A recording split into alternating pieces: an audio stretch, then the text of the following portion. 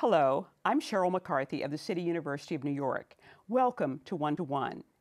Each week, we address issues of timely and timeless concern with newsmakers and the journalists who report on them, with artists, writers, scientists, educators, social scientists, activists, government leaders. We speak with each one-to-one. We spend a great deal of time thinking about age. When we're children, we can't wait to reach a double-digit birthday, to be old enough to drive, to date, to vote, to take our first legal drink. And then, before we know it, we're labeled middle-aged. That's when we get to the obsessed part, worrying about diets, elixirs of youth and beauty, fitness regimens, and even surgery. But there was a time when there was no such thing as middle age, and there was certainly no introspection about it. New York Times culture reporter Patricia Cohen set out to examine the social history of middle age, how it came to be, and where it has taken us. Her book, In Our Prime, The Invention of Middle Age, has just been published by Scribner. Welcome. Thank you. So why a book about middle age? Well, you know, it's funny because when I started to talk to friends about it, once you hit middle age, suddenly, as you just said, it becomes a topic of conversation. And I looked around and I realized there actually was no cultural or social history about it. And there are about childhood. There's a very famous book that was done in the early 60s by Philippe Arias. There's been a couple of books about teenagers, the invention of the teenager.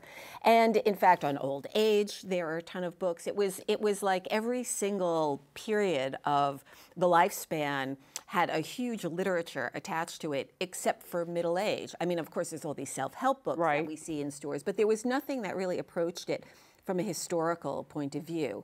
And it just, I've always loved history, and I just thought this is a fascinating topic, taking something that we take for granted, that we think is kind of a fact of nature, you know, like gravity, and then realizing, well, it's not. It used to not exist much before 150 years ago. But also there are a whole lot of middle-aged people right now, the baby Exactly. boomers. Well, exactly. That's the thing now. I mean, the baby boomers have always exerted this incredible gravitational pull on the culture. They did when they were kids, they did when they were in college, and they're doing the same thing now. And pretty soon, as we can already see, as they start to hit their 65 and such, that same gravitational pull will be pulling us toward old age as well. So how are you defining middle age? Baby boomers are defined as being between 40 and 64. Is that your definition, or what? Well, I mean, one of the things that I talk about in the book is that there isn't one middle age, but many middle ages. And as soon as you try and get a definition, and one of the things I do in the book, go through all of the different definitions that different dictionaries have, that different research organizations have, 40 has always had this particular resonance in Western culture and has seemed to be the beginning of middle age, but not because of any biological reality, more just because it has this kind of traditional resonance, going back to the Bible, 40 days and nights in the desert. So I think much more important than any chronological definition is a sociological or a psychological one. And that's really how we think about it. Are your kids grown up? Have they left home? Are your parents failing? Have they died? Where are you in your career? Psychologically, do you start to think about how much time left as opposed to how much time you've had? I think those are the real markers of middle age. So when was the concept of middle age invented? You said it was in the late 1800s. Right. Certainly, I mean, I think about it. After the Civil War, it's the Industrial Revolution, but what else was going on that caused the invention of middle age? Exactly, and of course, as you know, social change doesn't happen overnight. It's these confluence of factors, and of course, as you mentioned, industrialization. The other thing that I think is really important was what was happening to women. In 1800, the average woman had, say, 7 or 8 children, so that by the time her last kid had left home, she was probably dead. And men worked on the farm. We had an agrarian society. They worked till they dropped. Now, get to 1900, women now, on average, have maybe 3 kids. So by 40, 45, their last kid is out of the house, and suddenly this whole broad vista has opened up, a period that they never experienced before. and of course, I'm talking about middle class, because that's also what's happening at this time, of course, is the creation of a middle class. Now, as women are finding this kind of wonderful new period, middle age, men, working class men, are discovering a different kind of middle age, which is in the factory. Suddenly at 40 and 45, they're not very valued anymore. Because they couldn't do the heavy Well, work. not even so much heavy, but they weren't as fast or adaptable, let's say, as younger people. Unfortunately, age discrimination is something that is a constant throughout the 150 years. And then, of course, you have a communications revolution and an advertising revolution. So we're suddenly getting a media of magazine images that are going across the nation that we didn't have before. Advertisers and businesses are creating all of these remedies for maladies nobody ever knew they had before, but that are suddenly attached to middle age. We're gonna get to that. So middle age, as originally conceived, was not viewed as a positive thing. Well, or no, was it? I would disagree with that, and that's one of the interesting things too, in terms of what was I thinking about, what did I want to tell in the book. If you go back to the 19th century, age was viewed as a positive. You know, there was a point where middle age was considered the height of one's wealth, influence, power.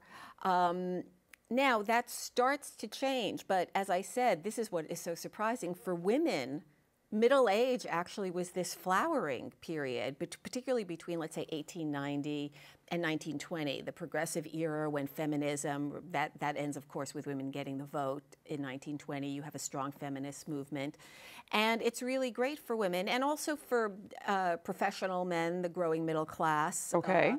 Age is also seen as pretty well. It's not really till the 1920s that I think the balance really changes and we start to view middle age as negative. And so that's part of what I wanted to trace in the book. How do we go from this period where we see middle age as the top of one's experience to being seen as the beginning of decline? So why did it start becoming perceived as a period of decline? Well, I think, as I mentioned, the change is really in the 1920s, and that has to do a lot, again, with both communications and advertising, and also cultural events. Let me just set the scene of what's happening. You have, after the Great War, almost an entire generation has suffered these incredible losses in this horrible war beyond anybody's imagination. So there's this kind of turn against the establishment, the middle age and older men who are in power, who are seen as bringing the world towards this catastrophe. And youth is seen as this regeneration, the kind of wellspring of hope. So that's kind of happening on a cultural level. But then also in the 1920s is the time when you start to have mass consumerism. Industry has both the ability, the capability of producing enough goods to produce them and have buyers all through the country, and a distribution network so that if you're producing in New York, you can get those goods to California, say. So now what do you have to do? Well, you've got all this supply, you got to create demand. And so you have the beginning of the advertising industry that starts to pump up images of youth and beauty and have national ideals of what you're supposed to look like. I mean, the 19th century beauty was a lot heavier than the 20th century beautiful woman. And at the same time, you have movies. Suddenly, every Saturday afternoon, the American population is seeing these images on screen, close-up images of people without lines. And a whole industry comes around creating celebrities. Mm-hmm. And those create new ideals of what we're supposed to look like. You talk about the birth of physical culture. I mean, bodybuilding, and, the pre-Jack LaLanne. Exactly. And also scientific scams, that were supposed to make you youthful, keep you youthful. Injection of extracts from dog testicles, transplanting monkey testicles, elixirs of youth, human hormones, Exactly. And really, I mean, as you were saying, the whole marketing industry turned youth into a moral virtue, and accompanied by the need to. Well, it's about the need to sell products. About the need to sell products. Exactly. So you write about the growth of, and I love this term, the midlife industrial complex. that was peddling hormone therapy, plastic surgery. Well, some of these came later, Right. but eventually plastic surgery, Viagra, dieting, Botox, liposuction. Did the marketers actually invent ailments that Yes, didn't yes. really? I mean, and this goes, it goes back. I mean, one of the fascinating things, which is one of the reasons I love writing about history, is that all of these things that we think of as so modern, you know, you go back 100 years and there they are. You can see the precursors so clearly. And it really is, it resonates so much with today because on the one hand we have these amazing scientific breakthroughs, but they're also accompanied by all of these scams and ridiculous assertions about anti-aging products that do wondrous things, but that are really just kind of elixirs, very similar to what happened in the 1920s, which was also a period of incredible breakthrough in science. And so it led people to believe, well, wow, science can do anything. We can accomplish anything. And there were a lot of breakthroughs, but it also came about with all of these crazy, crazy treatments. Right. Right. So it's right. The precursor to, let's say, hormone replacement therapy for women was for women where they used to X-ray their ovaries, and that was supposed to be a youth treatment. Oh, really? Yes, yes. And the same thing for men. Instead of Viagra, right, they did transplants of monkey testicles and glands. And also plastic surgery. That's when plastic surgery began to really start to be used, was in the beginning of the century. Incredible advances were made initially, actually. After World War I. World War I, exactly, to help these terribly mutilated veterans came back. But then it expanded to beauty. We're going to take a short break, but then we'll be back with more with Patricia Cohen, author of In Our Prime, The Invention of Middle Age.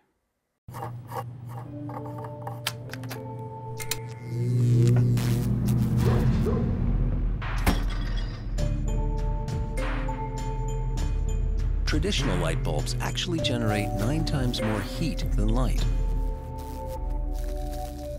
Switch to Energy Star light bulbs, and you'll realize just how much cash you were really burning through. Saving energy saves you money. Learn more at energysavers.gov.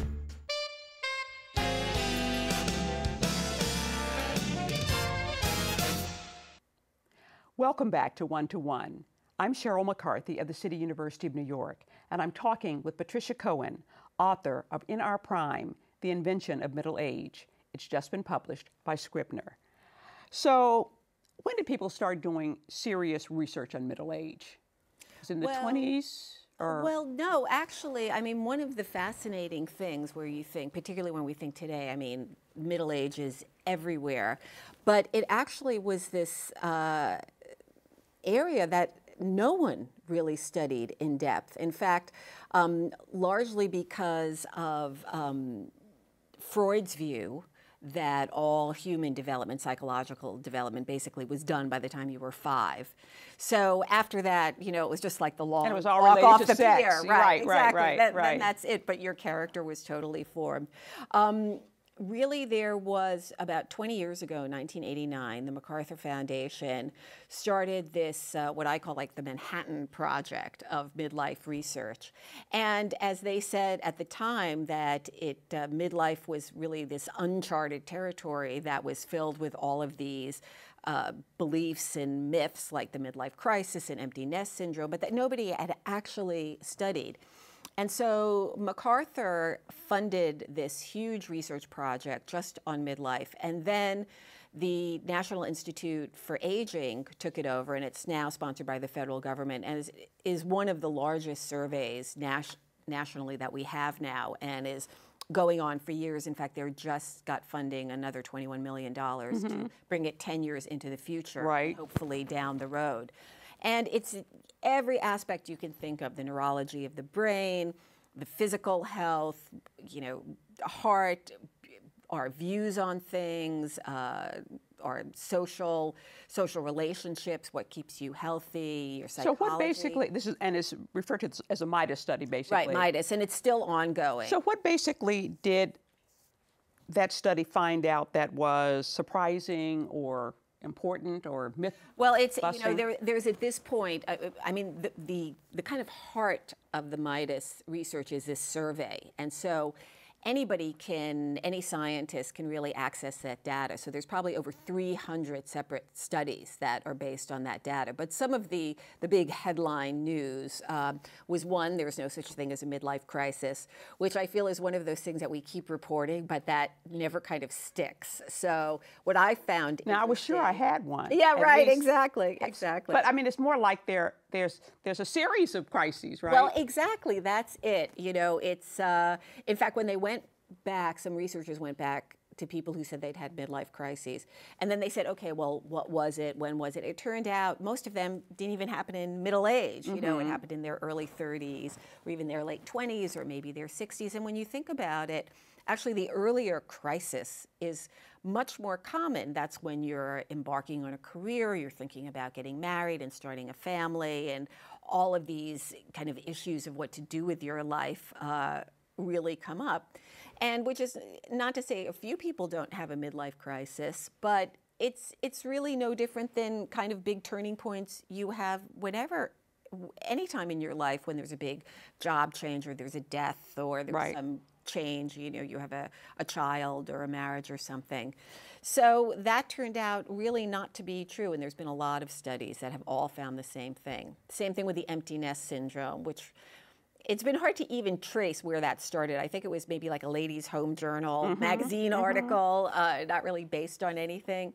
In fact, women were found, for the most part, to, of course, they were sad when their kids left home, but then they get really happy. Then they get really happy, exactly. Their marriages improve. They are able to indulge their own interest. I mean, for 18 years, your focus is on someone else. Right. And now they can kind of look at themselves. So also the idea that middle-aged men divorce their wives in large percent is not really. Most marriages, divorces occur in the first 8 years.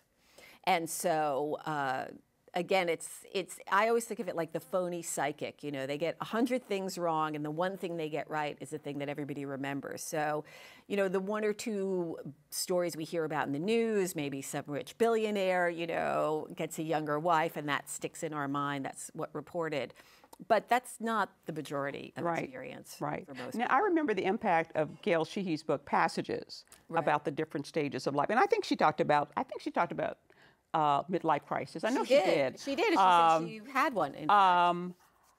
Was she on the right track, or what was, or on the wrong track, or? Well, I think that at the time, stage theories of development were very popular then. And a lot of people, a lot of psychologists at that time were beginning to look at midlife. And we're kind of coming up with this theory of a midlife crisis. The term was only coined in 1965, so it's a relatively new term, a new idea.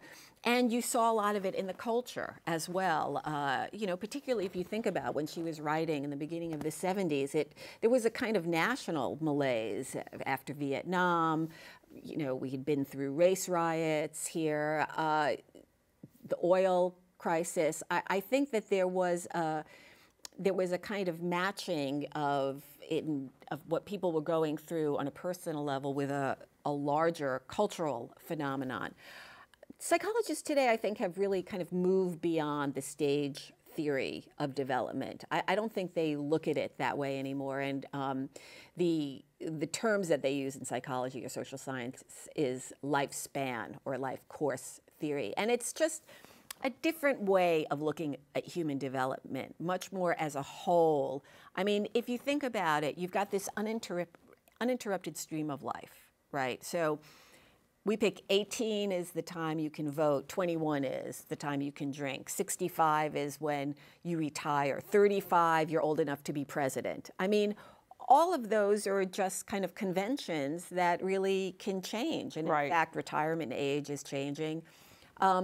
So I think stage theories are kind of an artifact of the 70s and 80s, but by the 90s, thinking on the way human development goes just started to change as a whole. Does the experience of middle age differ depending on one's sex, race, socioeconomic level? Everything, geography. I mean, it's really that. Again, that's another reason I say why there's all these middle ages. And of course, and this is one thing because a lot of that I should emphasize, because certainly both your financial status as well as your health are, the most important indicators of whether you're going to be happy or not, no matter what your age.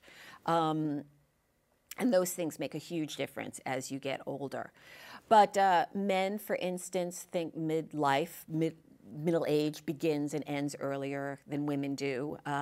Blue-collar workers think it begins earlier than white-collar workers, the same for age. I think there was a Pew Foundation study in 2009, and it asked people 50 to 64 when middle age ended, and they said 71.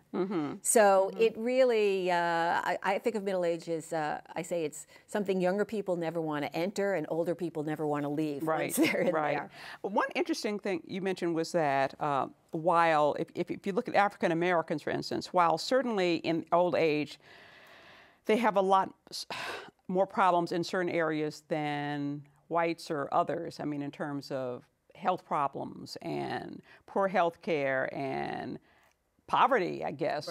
But they tend to have a greater sense of well-being about well, one of the things actually I wish I had more space to get into is how the kind of differences on middle age. And African Americans, they call it the BlackWhite Paradox, which is that despite all indicators which would generally give you a sense of well-being, the way you feel about yourself, which is, and your optimism about the future, such as financial security and health and a lack of discrimination, even taking all those things into account, African Americans generally scored much higher than whites. And so, well, this struck researchers as strange. And no one knows for sure, there's lots of theories, but one of the theories is, again, what's the story that goes along